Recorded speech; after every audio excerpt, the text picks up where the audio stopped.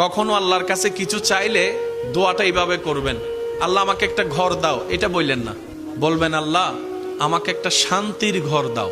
কারণ ঘর পাইলাম যদি শান্তি না থাকে, সে ডুপ্লেক্স বাড়ির দাম কি? কখনো সন্তান চাইবেন না, বলবেন আল্লাহ আমাকে একটা নেককার সন্তান দাও। কখনো চাকরি ব্যবসা খুঁজবেন না, বলবেন আল্লাহ আমাকে হালাল রুজি অর্জনের একটা রাস্তা করে দাও। কারণ আপনার যদি সন্তান সন্ত্রাস হয়ে বসে, বাপদাদা 14 গোষ্ঠীর ইজ্জত, এই সন্তান হওয়ার চাইতো। আমি কি বুঝাতে পারছি কথা?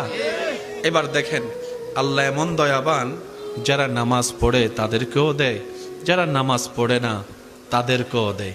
কিন্তু দুই দেওয়ার মধ্যে পার্থক্য আছে। যারা আল্লাহ শুকরিয়া করে তাদেরকে আল্লাহ বাড়িয়ে দেয় এবং পরকালের সওয়াবও দেয়। এটা সবাই পায়? এটা সবাই পায়? তো এমন একজন